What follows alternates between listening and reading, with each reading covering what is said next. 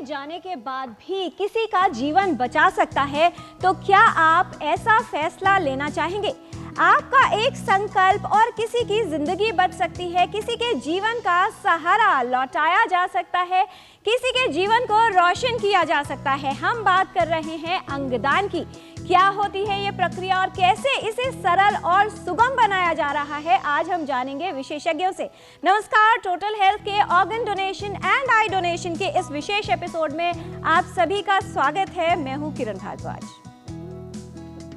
बहुत से लोग जो अंगदान करना चाहते हैं, उनके मन में बहुत से सवाल रहते हैं। ये सोच कि क्या हमारे जाने के बाद अगर हमारे अंग किसी को दान कर दिए जाएं तो अगले जन्म में वो अंग हमें प्राप्त नहीं होंगे। ऐसे जो पॉइंट्स होते हैं, ऐसी जो सोच होती है, वो बड़ी बाधक बनती है। अंगदान की प्रक्रिया बहुत ही सरल है, सुगम है।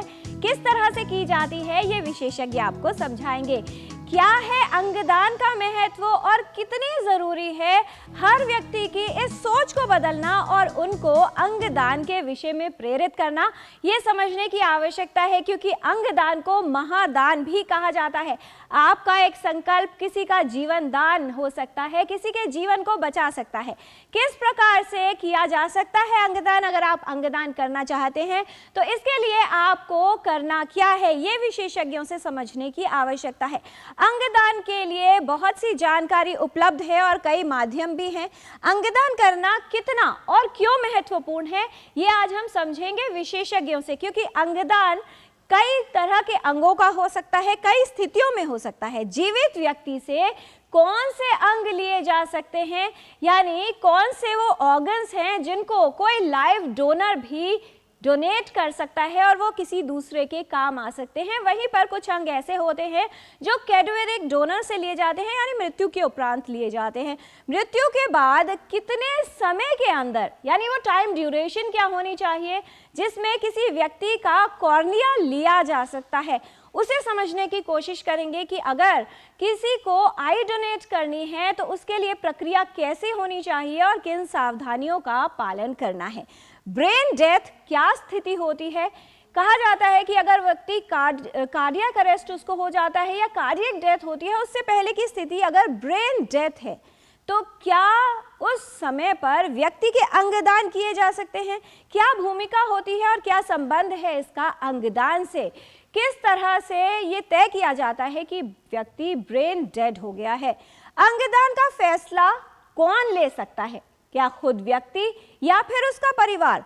और अगर किसी व्यक्ति ने जीवन काल में अपने अंगदान की प्रतिज्ञा नहीं ली है तो ऐसे में क्या किया जा सकता है, यानी क्या उसके परिवार के सदस्य उसके जाने के बाद, या अगर वो ऐसी स्थिति में है कि डिसीजन नहीं ले सकता, क्या परिवार की सहमति से भी अंगदान किया जा सकता है?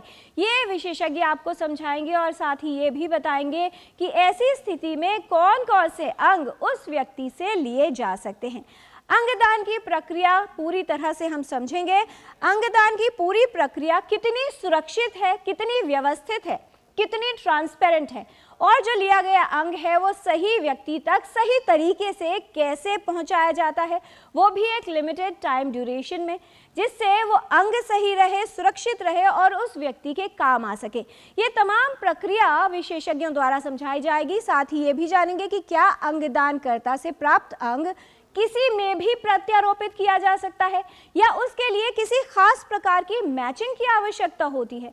ये प्रक्रिया किस तरह से पूर्ण होती है किसी में अंग प्रत्यारोपित करने के लिए, यानी कोई भी ऑर्गन ट्रांसप्लांट करने के लिए मैचिंग कितनी आवश्यक है, और क्या कॉर्निया के लिए भी इसकी आवश्यकता होती है? क्या ह्यूमन ऑर्गन्स के स्थान पर आर्टिफिशियल ऑर्गन्स का प्रयोग भी किया जा सकता है? क्या आने वाले समय में ऐसी उम्मीद की जाए कि ह्यूमन ऑर्गन्स की जगह आर्टिफिशियल ऑर्गन्स यूज किए जा सकेंगे? ये हम समझेंगे, क्योंकि ये प्रक्रिया अगर हो पाती है तो बहुत सा जो लोड है वो कम हो जाएगा और ट्रांसप्लांट करने की प्रक्रिया काफ़ी बेहतर हो जाएगी, क्योंकि विशेषज्ञ ये बताते हैं कि डिमांड और सप्लाई में काफ़ी अंतर है। आर्टिफिशियल इंटेलिजेंस ऑर्गन मैचिंग में कितनी महत्वपूर्ण भूमिका निभाता है? क्या अगर आर्टिफिशियल इंटेलिजेंस का यूज़ किया जाए, बहुत से केसेस जिसमें ये बताया जाता है कि ऑर्गन तो है, डोनर तो है, लेकिन वो मैच नहीं हो रहा, तो क्या इसे आर्टिफिशियल इंटेलिजेंस के माध्यम से मैच करवाया जा सकता है, यानी मैचिंग की प्रक्रिया सुगम हो सकती है? और क्या आर्टिफिशियल इंटेलिजेंस इसमें कोई योगदान दे सकता है? क्योंकि अगर ऐसा होगा तो ऐसी तमाम फैमिलीज जिनके पास डोनर उपस्थित होता है लेकिन मैचिंग नहीं होती, शायद उसमें फ़र्क आ सकता है। साथ ही ऑर्गन डोनेशन को प्रमोट करने के लिए जुग जुग जियो अभियान शुरू किया गया है। क्या है ये अभियान? और ऑर्गन डोनेशन यानी अंगदान को प्रोत्साहित करने के लिए, लोगों को जागरूक करने के लिए और इसकी स्थिति को बेहतर करने के लिए किस तरह से ये अभियान काम करेगा, ये तमाम बातें होंगी आज टोटल हेल्थ के इस 1 घंटे के डिस्कशन में। जानकारी की शुरुआत करते हैं एक रिपोर्ट से और ये समझ लेते हैं कि दरअसल अंगदान की प्रक्रिया क्या होती है और कौन सी स्थिति है जिसमें किसी व्यक्ति को अंग प्रत्यारोपित करने की आवश्यकता होती है।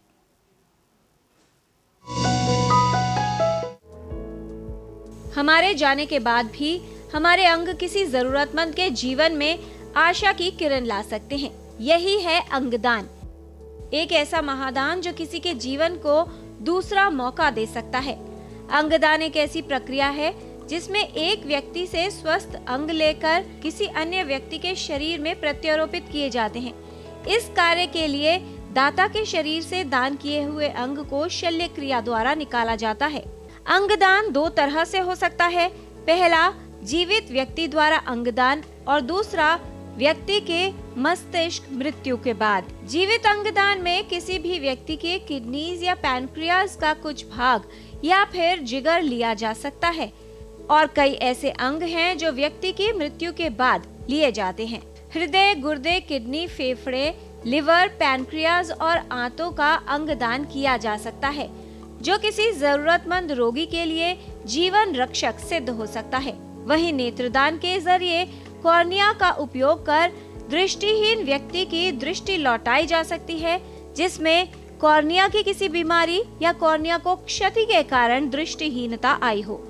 व्यक्ति अपने जीवन काल के दौरान अंगदान की प्रतिज्ञा ले सकता है। अंगदान की प्रतिज्ञा लेने पर व्यक्ति की मृत्यु के बाद ही अंग लिए जाते हैं। अंगदान और नेत्रदान के विषय में सही जानकारी लें, अपने परिवार से बात करें और अपनी इच्छा को उचित माध्यम से पंजीकृत कराएं। आपका लिया हुआ एक महत्वपूर्ण संकल्प कई लोगों को जीवन दे सकता है। अंगदान अवश्य करें। किसी का जीवन बचाने के लिए हमेशा डॉक्टर होने की ज़रूरत नहीं है। आपका एक कदम, एक निर्णय, एक संकल्प किसी को ज़िंदगी दे सकता है। कैसे? अंगदान करने से। कैसे हो सकती है ये प्रक्रिया, और अगर आप अंगदान करना चाहते हैं तो इसके लिए आपको करना क्या है, ये तमाम बातें आज हम जानेंगे विशेषज्ञों पर से। इस विषय पर बात करने के लिए हमारे साथ उपस्थित है विशेषज्ञों का खास पैनल, उनसे आपका परिचय करा दें। हमारे साथ हैं doctor Anil Kumar, director national organ and tissue transplant organisation. बहुत स्वागत है डॉक्टर अनिल आपका। आज के डिस्कशन में हमारे साथ रहेंगे doctor Asuri Krishna, professor, department of surgery and unit head, All India Institute of Medical Sciences, New Delhi. हमारे साथ आज डिस्कशन में शामिल हैं doctor V Devguru, professor and head, CTVS, All India Institute of Medical Sciences, New Delhi. और साथ ही किस तरह से आप अपने नेत्रों का दान कर सकते हैं, यानी आई डोनेशन की प्रक्रिया कैसे होती है, ये बताने के लिए हमारे साथ डिस्कशन में उपस्थित हैं doctor Radhika Tandon, chief, doctor Rajendra Prasad, centre for ophthalmic sciences, all India Institute of new Delhi.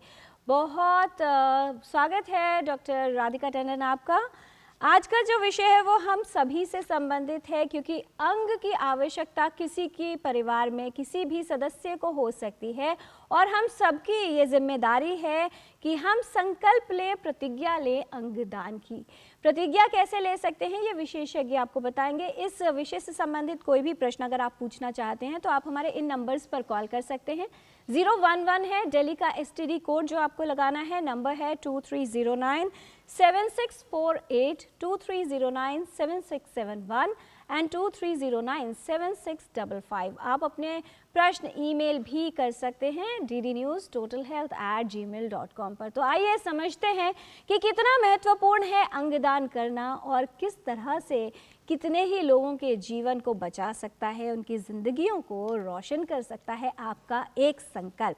सबसे पहले डॉक्टर अनिल आपसे समझना चाहेंगे कि कितना महत्वपूर्ण कदम होता है जब एक व्यक्ति प्रतिज्ञा लेता है कि उसको अपने अंग दान करने हैं और ये संकल्प जीवन काल में ले लिया जाता है।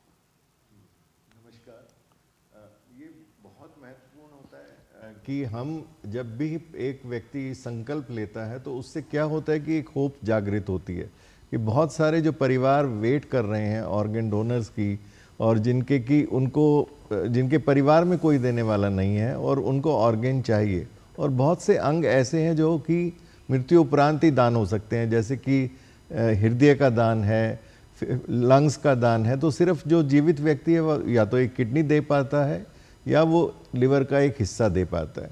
तो उसके अलावा जो बाकी अंग हैं, जो लिवर है, हार्ट है, ये वाले अंग भी जो है हम लोग मृत्यु उपरांत भी दान कर सकते हैं। तो बहुत ज़रूरी है। और पेनक्रियाज, इंटेस्टाइन भी आजकल ट्रांसप्लांट हो रहे हैं। लंग्स और हार्ट तो मृत्यु के बाद ही दे पाएंगे। तो ये सभी जो अंग मिल सकते हैं एक मृत्यु उपरांत एक आदमी से, और उसमें कोई एज लिमिट नहीं होती। और जो एक जीवित व्यक्ति है वो 18 साल से ऊपर होना चाहिए। प्लेज के लिए भी हम लोग ये होता है कि अगर आप संकल्प लेना चाहते हैं तो नोटो की एक वेबसाइट है जिसमें सिर्फ मात्र 1 मिनट की प्रक्रिया है। वो वेबसाइट है noto.mohfw.gov.in। उस वेबसाइट पर जाकर आपको अपना आधार नंबर से वेरीफाई ज़रूर करना होता है उसमें। तो आपको आधार नंबर पता होना चाहिए। आपके ही मोबाइल पर एक OTP आएगा, फिर आप 1 मिनट का फॉर्म उसमें भर सकते हैं जिसमें कि आपको अपने पेरेंट्स के डिटेल भरने होते हैं, कौन से अंगदान और जो उत्तक दान है, जो टिश्यूज़ दान है जैसे कॉर्निया है, उनके लिए भी आप रजिस्टर कर सकते हैं मृत्यु उपरांत दान करने के लिए।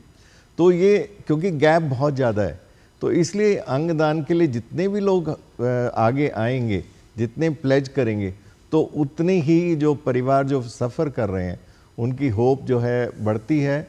और ये अंगदान हम करा सकते हैं। कम से कम अपने आप को टाइमली रजिस्टर करा लें।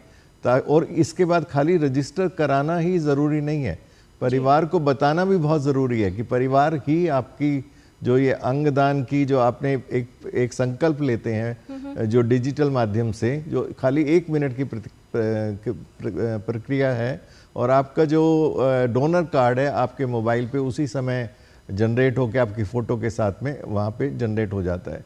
तो हमारे सरकारी रिकॉर्ड्स में भी वो रजिस्टर्ड हो जाता है और वो हर जगह उसको एक्सेस कर सकते हैं क्योंकि आधार से लिंक्ड है। तो ये एक बहुत इजी प्रक्रिया है, सभी को इससे जुड़ना चाहिए। पर्टिकुलरली मैं अपील करूंगा हमारे यूथ से कि वो भी इससे जुड़ें और अंगदान के लिए आगे आएँ। तो जितनी सोसाइटी अवेयर होगी उतना ही एक होप जागृत होती है, जो लोग सफ़र कर रहे हैं और बहुत सालों से वेट कर रहे हैं। जी, तो जो हमारा जेन जी है, जो युवा पीढ़ी है, वो हर काम में हर कदम पर आगे रहना चाहते हैं। तो जब अंगदान की बात है तो उसमें पीछे क्यों रहा जाए, उसके लिए भी संकल्प लेना है।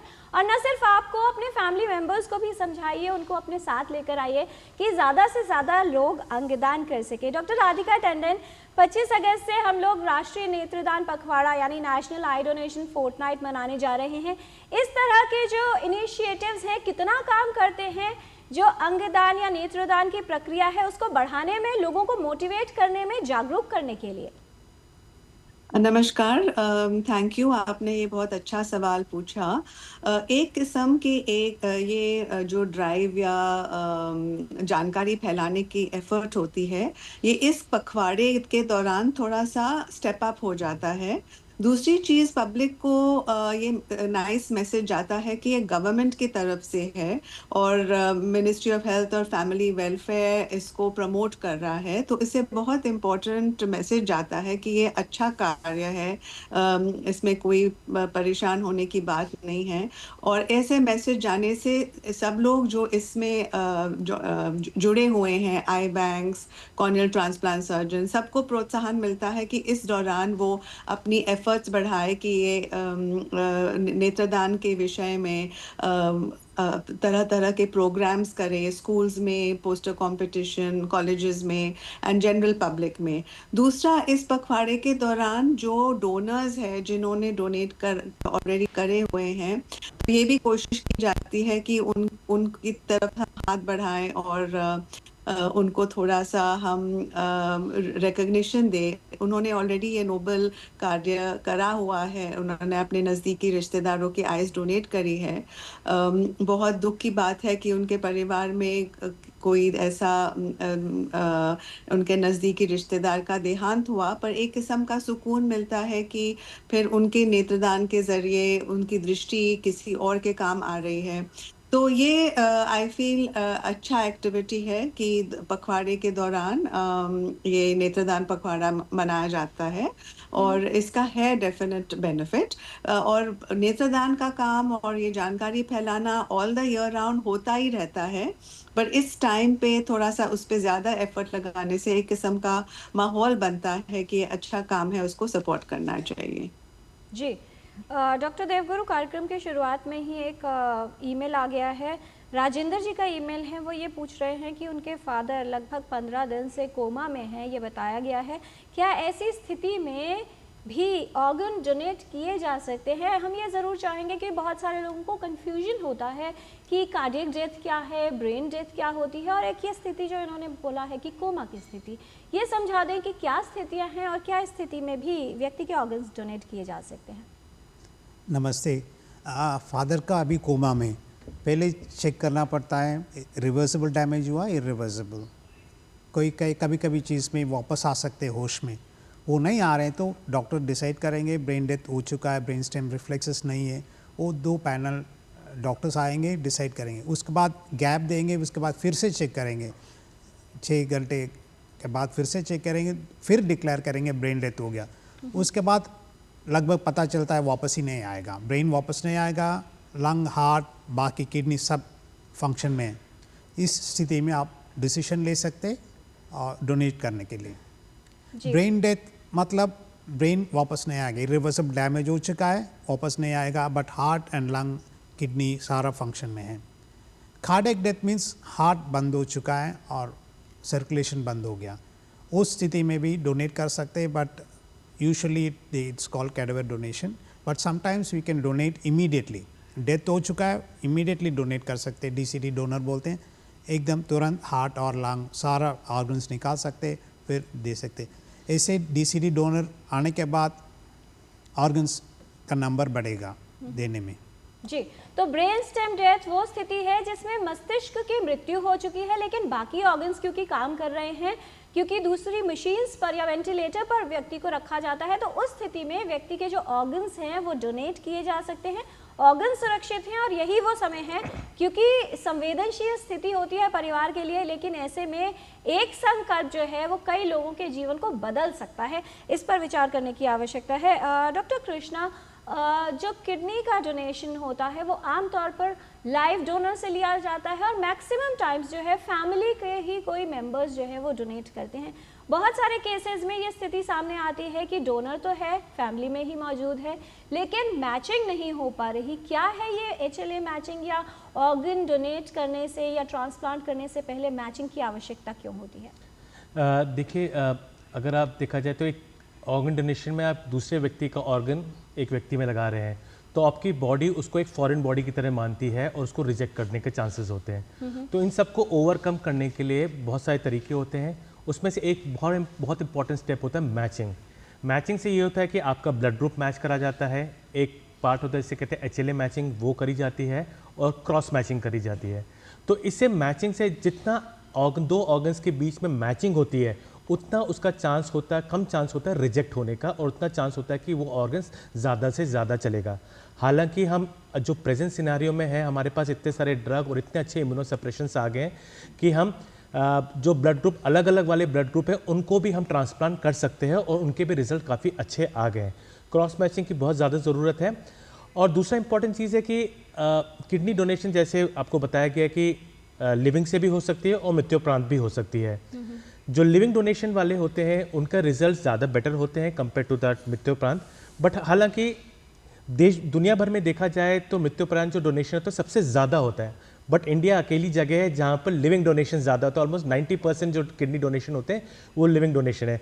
बट ब्रेन डेड डोनेशन को बढ़ाने की बहुत ज़्यादा ज़रूरत है और उन सबसे पहले ये सब क्रॉस मैचिंग ये सब करने की बहुत ज़्यादा आवश्यकता है। जी, और ये तभी संभव हो सकता है जब जो लोगों के मन में डर है या असमंजस की स्थिति है या सवाल है उनको दूर किया जाए, भ्रमों को दूर किया जाए।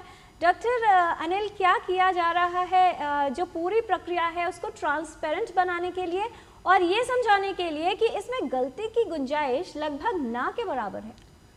अभी जो भी मरीज जिनको ऑर्गन चाहिए ट्रांसप्लांट के लिए, उनका रजिस्ट्रेशन जिस अस्पताल में वो इलाज करा रहे हैं वो अस्पताल उनको करवा देता है।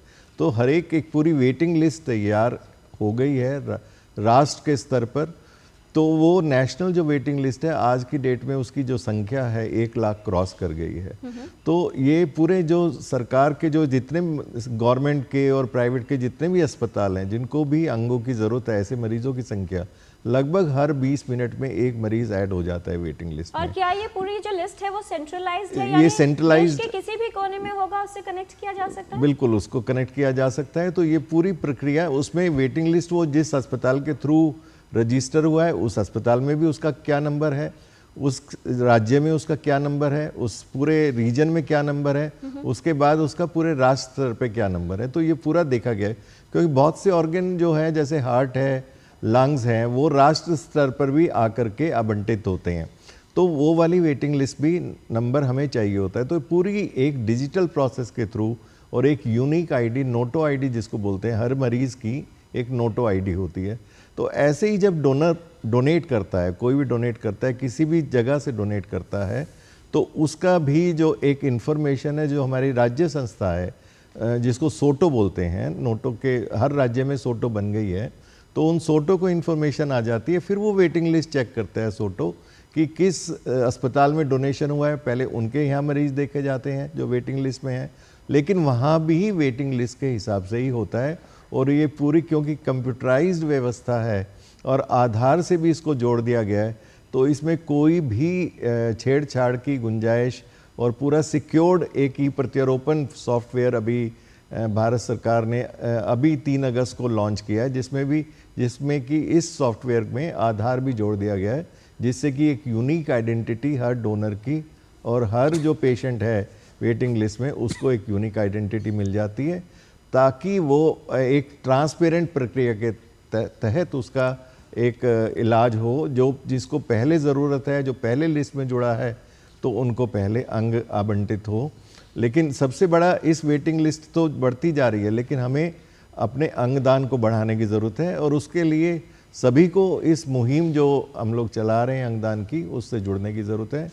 तो हर कोई जो 18 साल से ऊपर है, मैं फिर अपील करूँगा कि वो अंगदान के लिए शपथ लें और अपने परिवार को ज़रूर बता दें कि मैंने शपथ ली है, और बाद में ताकि उनका अंगदान जब भी ज़रूरत हो। और ये सब आधार लिंक्ड हो गया है, तो इसमें हर किसी को इजीली आइडेंटिफाई कर सकते हैं हम लोग। तो हर एक का, क्योंकि आजकल एक डिजिटल हेल्थ अकाउंट भी है, तो वो आधार जिसका भी हो जाता है तो वो फिर डिजिटल हेल्थ अकाउंट में उसके सारे रिकॉर्ड्स आ जाते हैं। तो और आजकल हर अस्पताल में ये, उससे हम आभा जो आईडी बोलते हैं, उससे हम इसको एक्सेस कर सकते हैं। जी, एक सवाल डॉक्टर राधिका टंडन आपके लिए, श्रेष्ठा जी का सवाल है। वो ये पूछ रहे हैं कि क्या कॉर्निया प्रत्यारोपित करने के लिए भी मैचिंग की आवश्यकता होती है, और आमतौर पर अगर मान लीजिए किसी व्यक्ति की मृत्यु घर पर ही होती है तो क्या उस स्थिति में भी आई डोनेशन करना संभव हो सकता है? Thank you. इन्होंने बहुत अच्छा सवाल पूछा। इसमें 2 हिस्से हैं। सबसे पहले उन्होंने पूछा कि कॉर्निया के लिए भी मैचिंग की ज़रूरत है कि नहीं। जो कॉर्निया है वो एक पारदर्शी टिश्यू है और एवैस्कुलर माना जाता है। ये जो ब्लड वेसल्स होते हैं वो कॉर्निया के किनारे पे होते हैं, जहाँ लिम्बस कहा जाता है। और जब हम कॉर्निया का प्रत्यारोपण करते हैं तो ज़्यादातर कॉर्निया का सेंट्रल हिस्सा जो बीच वाला हिस्सा है वो करते हैं जहाँ पे ब्लड वेसल्स नहीं होते। तो इसकी वजह से ब्लड मैचिंग और ABO ब्लड मैचिंग की ज़रूरत नहीं होती। और जो बताया जा रहा है कि इम्यूनोलॉजिकल रिजेक्शन की जो HLA मैचिंग की भी ज़रूरत पड़ती है जो दूसरे ऑर्गन्स के लिए है, ये भी कॉर्निया के लिए ज़रूरी नहीं है, क्योंकि इसमें भी ब्लड वेसल्स नहीं है तो डायरेक्ट इम्यून सिस्टम को एक्सेस नहीं होता है कॉर्निया टिश्यू के लिए। और कॉर्निया के इम्यूनोलॉजिकल रिजेक्शन को रोकने के लिए या प्रिवेंट करने के लिए हम आई ड्रॉप्स देते हैं, जो स्टीरॉयड ड्रॉप्स हैं, जो ज़्यादातर काफ़ी होते हैं।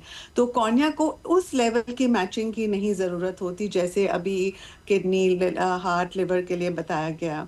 पर एक किस्म का मैचिंग आप मान सकते हैं, क्योंकि जो कॉर्निया है उसकी जो स्टेटस है या उसका जो आकार है और उसके जो फंक्शनिंग है ये थोड़ा वेरी करेगा। अगर बच्चे का कॉर्निया है less than the age of 10 या युवा का कॉर्निया है 10 to 40 इयर्स, फिर 40 to 80 से ऊपर, तो ऐसा कोई हार्ड एंड फास्ट रूल नहीं है कि एकदम एज से हो। पर ज़्यादातर हम कोशिश करते हैं कि अपार्ट फ्रॉम जो ग्रेडिंग और कॉर्निया का जो हेल्थ स्टेटस हम चेक करते हैं, उसके जो कितना फंक्शनैलिटी है वो देखते हैं। इसके अलावा थोड़ा बहुत एज मैचिंग भी देखते हैं। अगर छोटा बच्चा है जिसको कॉर्निया की ज़रूरत है तो कोशिश करते हैं कि उसको बच्चे का ही या यंग कॉर्निया मिले। ज़्यादातर इतना लेवल का मैचिंग किया जाता है। डॉक्टर राधिका, आपके पास लौटेंगे उससे पहले एक कॉलर है हमारे साथ, शिव चरण राठौर जी हैं इंदौर से फोन लाइन पर। स्वागत आपका, पूछिए सवाल। सर, जो ये अंगदान हम लोग करते हैं अंगदान जी, तो उसका जो खर्च जो होता है वो अस्पताल उठाता है, शासन उठाता है कि व्यक्ति खुद को उठाना पड़ता है? अंगदान का खर्च क्या, पहली बात अंगदान का खर्च होता है डॉक्टर अनिल, कौन उठाता है खर्च? जी, जब ब्रेन स्टेम डेथ डिक्लेयर कर दिया जाता है तो उस ब्रेन स्टेम डेथ डिक्लेरेशन के बाद जो भी बॉडी को मेंटेन, क्योंकि ब्रेन स्टेम डेथ का मतलब है कि आदमी डेड हो गया है, उसको ये समझने की ज़रूरत है कि वो इरिवर्सिबल सिचुएशन है और वो आदमी व्यक्ति अब जीवित नहीं है। उसके जो हार्ट वगैरह चल रहे हैं वो भी कुछ समय के बाद रुक जाएंगे। तो यही एक अवसर होता है कि जब ब्रेन डेड डिक्लेयर हो गया, डॉक्टरों ने बता दिया, और फिर जब हार्ट मान लीजिए 2 दिन बाद रुकेगा तो उसके बीच में 2 दिन का जो पीरियड है वो एक अपॉर्चुनिटी ऑफ डोनेशन है। और ऐसी अपॉर्चुनिटी में क्या करना है डॉक्टर अनिल, आपसे जानेंगे। उससे तो पहले लेते हैं एक छोटा सा ब्रेक के बाद जब लौटेंगे तो ये समझेंगे कि ये जो पूरी प्रक्रिया है इसका खर्च होता है कि नहीं, और अगर होता है तो इस खर्च का जिम्मा किसका है। आज हम बात कर रहे हैं ऑर्गन डोनेशन के बारे में। ये तमाम जानकारी एक छोटे से ब्रेक के बाद।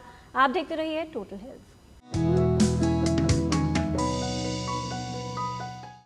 ब्रेक के बाद टोटल हेल्थ में आपका स्वागत है। ऑर्गन डोनेशन यानी अंगदान का क्या महत्व है ये हम जान रहे हैं विशेषज्ञों से, और इसी जो अभियान है इसको मजबूती देने के लिए यानी ऑर्गन डोनेशन के बारे में सभी को जागरूक करने के लिए चलाया गया है जुग जुग जियो अभियान। क्या है ये देख लेते हैं एक छोटी सी रिपोर्ट में।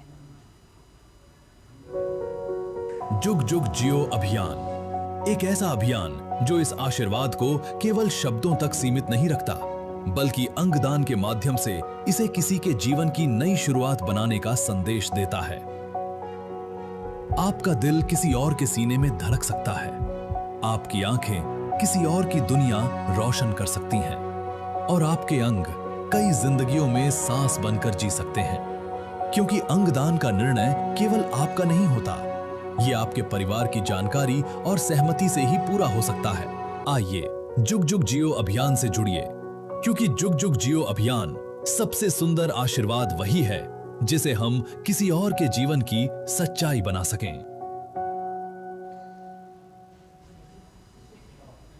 किसी के जीवन बचाने का संकल्प बहुत बड़ा कदम है और ये कदम कोई भी उठा सकता है। डॉक्टर अनिल, क्या है ये अभियान, थोड़ा सा हमारे व्यूअर्स को इसके बारे में बताएं।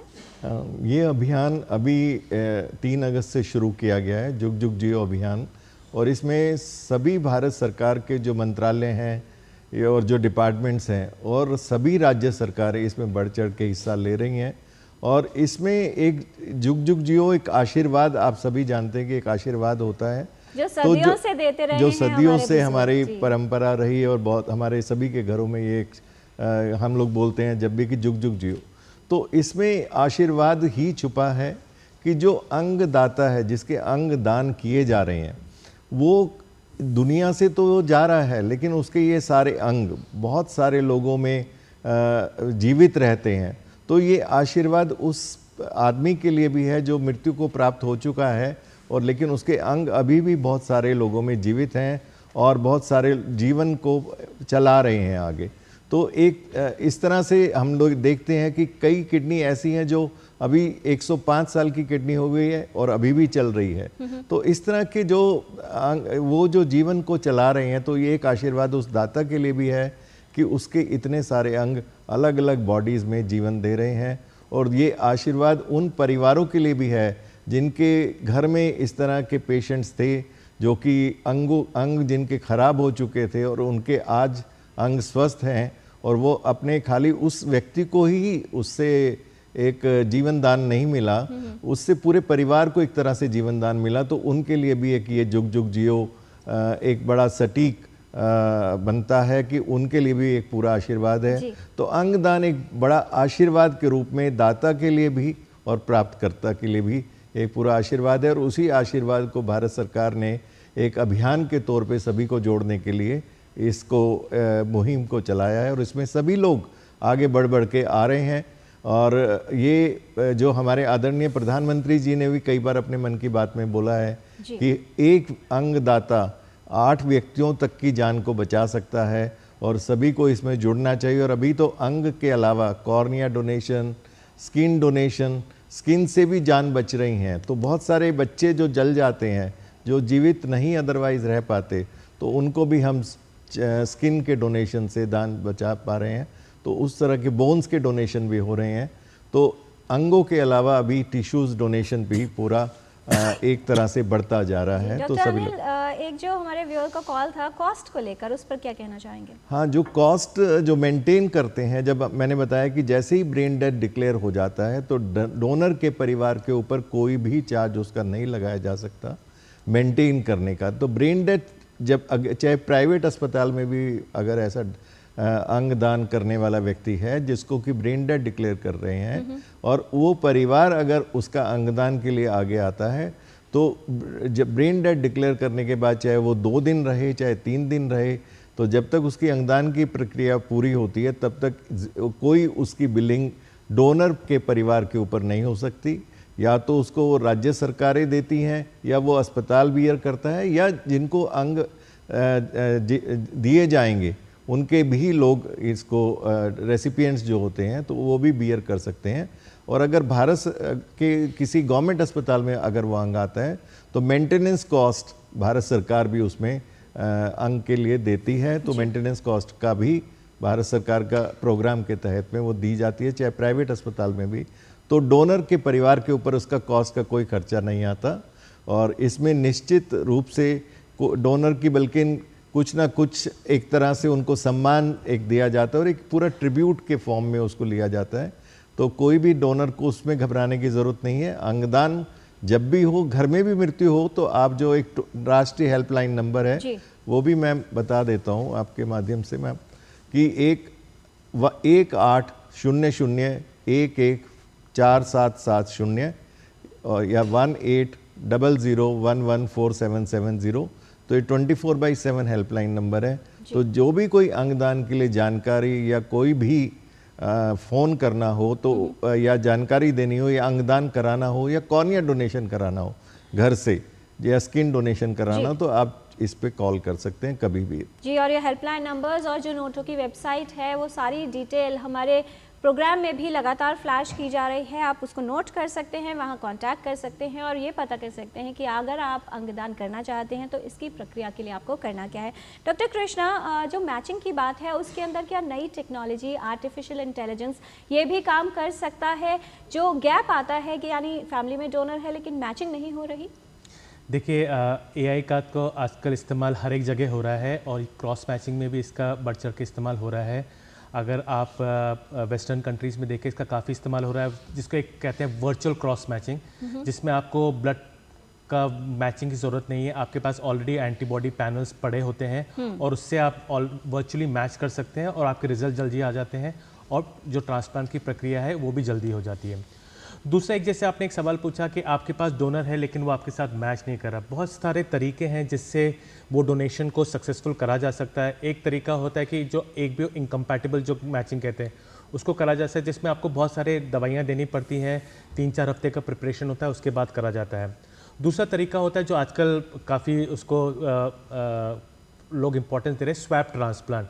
आपके पास जो डोनर है वो आपसे मैच नहीं कर रहा है, दूसरे के पास डोनर है जो उनसे मैच नहीं कर रहा, बट ये दोनों आपस में मैच कर रहे हैं, तो ऐसे करके एक स्वैप ट्रांसप्लांट करा जा सकता है। हमने हमने एम्स में भी 2-4 हमने स्वैप ट्रांसप्लांट करे। आपने हाल में न्यूज़ में भी देखा होगा कि वहाँ पर भी 3-4 लोगों का एक साथ स्वैप ट्रांसप्लांट कराया गया।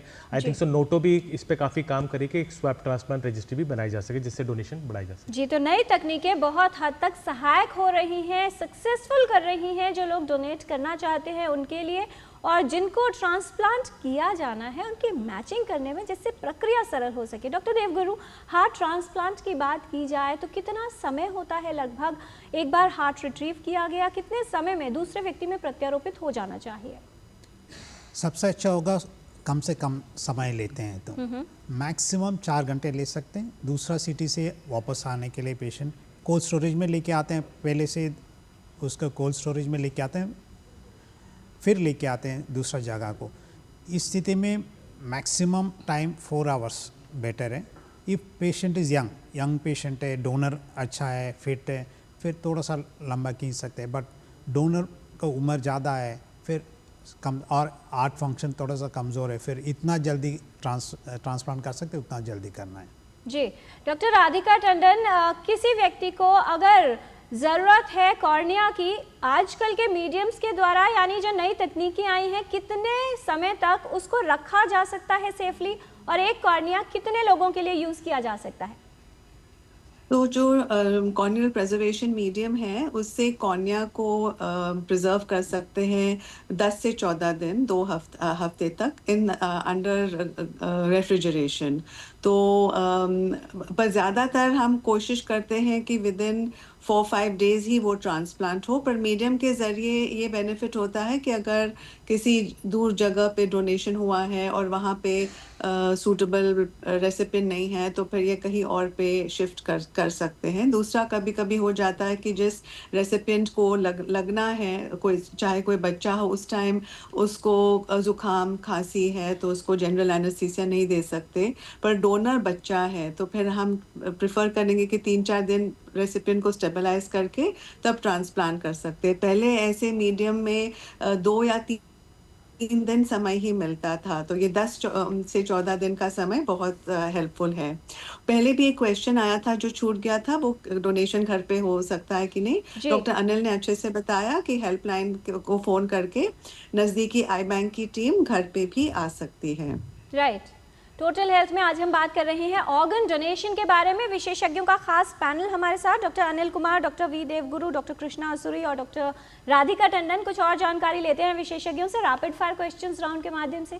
छोटे सवाल और बहुत छोटे जवाब। पहला सवाल डॉक्टर अनिल आपसे कि क्या ऑर्गन डोनेशन यानी अंगदान एक जटिल प्रक्रिया है और बहुत समय लगता है, यानी व्यक्ति के जो लास्ट राइट्स है उनमें देरी हो सकती है? अंगदान बहुत जटिल प्रक्रिया नहीं है, इसको बहुत जल्दी से जल्दी कराया जाता है। जब एक्चुअल अंगदान होता है तो सारी टीम्स एक तरह से बहुत जल्दी इसको कराने की कोशिश करती है। इवन मेडिको लीगल केस में भी प्रायोरिटी पे उनका पोस्टमार्टम की अगर ज़रूरत है तो सबसे पहले उनका पोस्टमार्टम करके, तो ये एक पूरा प्रयास रहता है कि जल्दी हम उनकी बॉडी हैंड ओवर करें।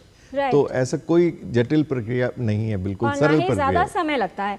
डॉक्टर कृष्णा, क्या किडनी जो ली गई है वो किसी अननोन व्यक्ति को भी दी जा सकती है जो फैमिली का मेंबर नहीं है? नहीं, जैसे अगर ब्रेन डेड डोनेशन होता है तो वो जो एक बार डोनेट हो गया तो वो जैसे कि नोटो के प्रायोरिटी के हिसाब से वो किडनी दी जाएगी। लेकिन जब लिविंग डोनेशन की जब आप बात करते हैं तो यूजुअली आपके रिलेटिव के साथ ही होते हैं, 1st डिग्री या 2nd डिग्री रिलेटिव, या जो आपके साथ बहुत क्लोजली है। अनरिलेटेड के लिए स्पेशल परमिशन की जरूरत होती है, तभी आप डोनेशन कर सकते हैं। जी, क्या हार्ट ट्रांसप्लांट में किसी मैचिंग की आवश्यकता नहीं होती और रिजेक्शंस के चांसेस भी नहीं होते? डॉक्टर देवगुरु, यूजुअली सिर्फ ब्लड ग्रुप ही देखते हैं हम, बच्चों में वो भी ज़रूरत नहीं पड़ती है। बट यूजुअली ब्लड ग्रुप ही देखते हैं, इसके अलावा कोई मैचिंग ज़रूरत नहीं पड़ता है। प्लस ऑफ कोर्स साइज़ बहुत ज़्यादा डिफरेंस, वेट में ज़्यादा डिफरेंस नहीं होना चाहिए, 10-20% इज़ ओके। डॉक्टर राधिका, क्या कोई व्यक्ति अपने जीवन काल में अपना एक कॉर्निया किसी दूसरे व्यक्ति को डोनेट कर सकता है? नहीं, कॉर्निया इज अ कैडावरिक डोनेशन, मृत्यु के पश्चात ही होता है। जीवित व्यक्ति अपना एक कॉर्निया नहीं डोनेट करते, ये नहीं किया जाता है। जी डॉक्टर अनिल, क्या 18 वर्ष से कम आयु के बच्चे के ऑर्गन डोनेट किए जा सकते हैं अगर पेरेंट्स की सहमति हो? मृत्यु उपरांत बिल्कुल किए जा सकते हैं, उसमें कोई आयु की सीमा नहीं है। चाहे ज़्यादा से ज़्यादा भी कितनी भी उम्र हो सकती है, कम से कम भी कितनी भी उम्र हो सकती है। तो अगर ऑर्गन हेल्दी हैं ज़रूर किए जा सकते हैं। बच्चे 18 साल से कम उम्र के बच्चे के अंगदान के लिए पेरेंट्स की परमिशन की ज़रूरत होती है, उसमें वो ज़रूरी है। लेकिन एज ए लिविंग डोनर अगर कोई देना चाहता है तो बहुत रेयर परमिशन के द्वारा, कभी थोड़ी से अगर आयु का डिफरेंस है तो वो दी जाती है, लेकिन उसमें स्टेट गवर्नमेंट की परमिशन चाहिए होती है। राइट। क्या किडनी ट्रांसप्लांट करने के लिए केवल 24 घंटे का समय ही होता है डॉक्टर कृष्णा?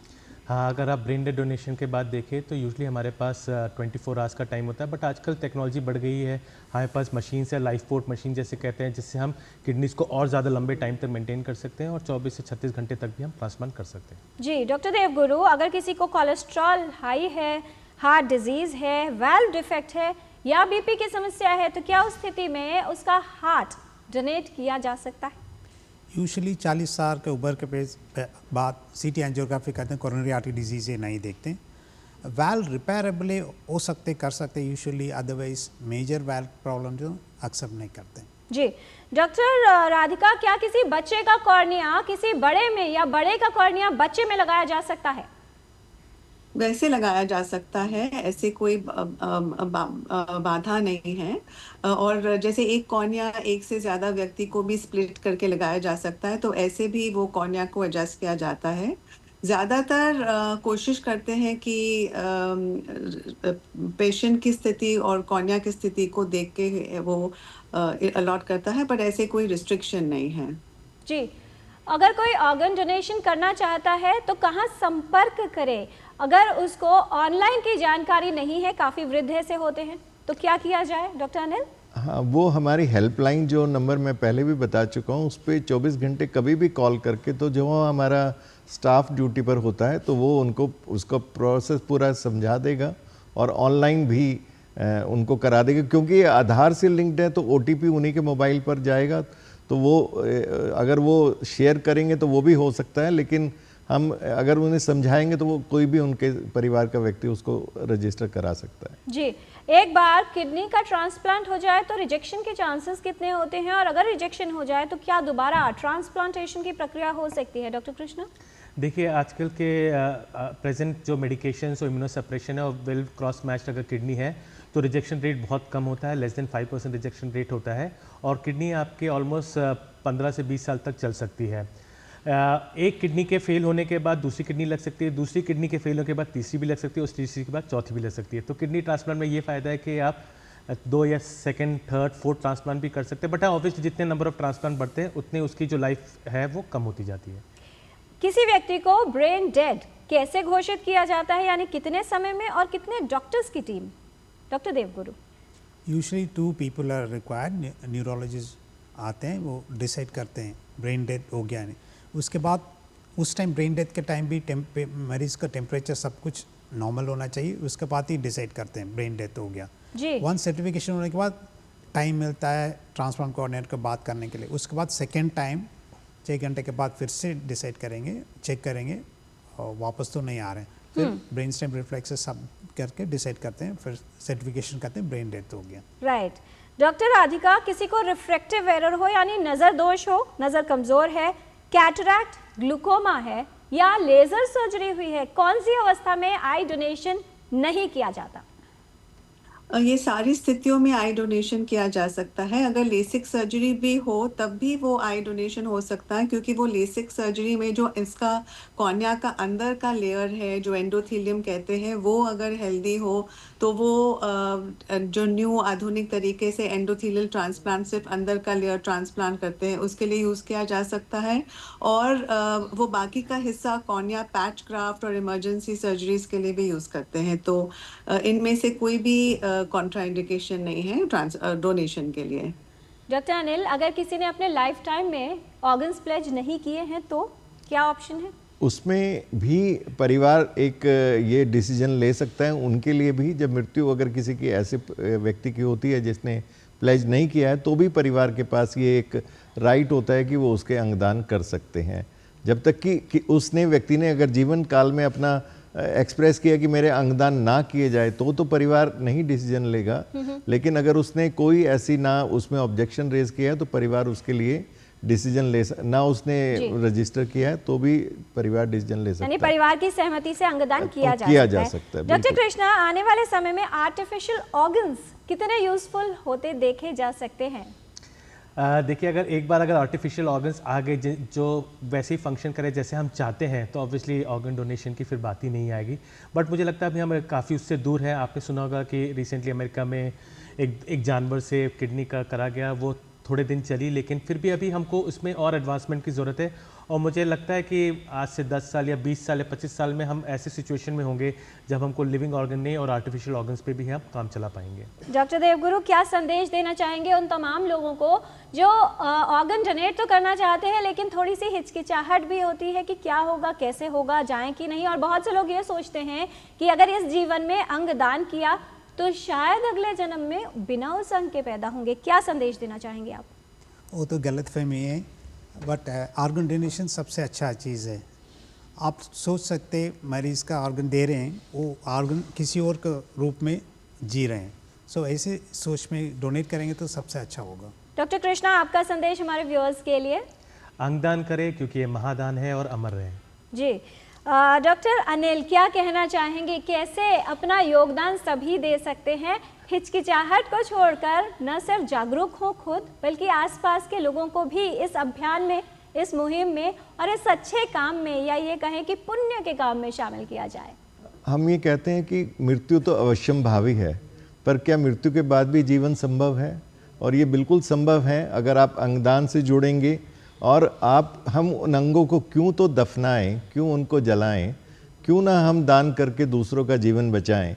तो अंग और उत्तक दान के लिए जो टिश्यूज डोनेशन है उसके लिए आगे आएं और ये जुग जुग जियो अभियान जो भारत सरकार ने चलाया उसके साथ जुड़ें और अपना संकल्प रजिस्टर करें। मैं यही अपील सबसे करूंगा। डॉक्टर राधिका, एक वाक्य में आपका संदेश, नेशनल आई डोनेशन फोर्टनाइट शुरू होने जा रहा है, क्या कहना चाहेंगे हमारे व्यूअर्स के लिए?